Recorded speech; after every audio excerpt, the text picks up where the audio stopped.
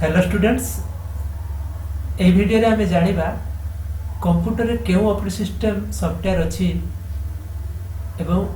आम लैपटॉप और पीसी रे केउ प्रोसेसर अछि कंप्यूटर रे केते मेमोरी अछि आम सॉफ्टवेयर टी केते वर्जन 32 बा 64 बिट आपनकर विंडोज सॉफ्टवेयर सक्रिय अछि कि नहीं एक्टिवेट अछि कि नहीं किपर जानिबा पांचटी कथा आज आमे जानिबा सेति पई हमको कंप्यूटर रे सिस्टम प्रॉपर्टीज खोलिया पाई पड़िबो कंप्यूटर सिस्टम प्रॉपर्टीज खोलिया पाई विंडो ई प्लस पॉज पे क्लिक करिबा बा पीसी हम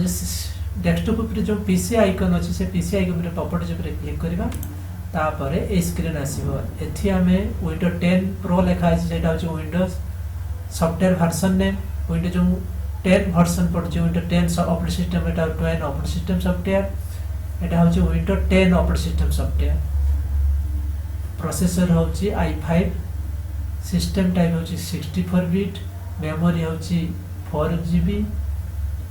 कंप्यूटर नाम मध्ये एटी पे देखा जिवो एवं विंडो एक्टिवेटेड अछि बिधि जणा पड़िबो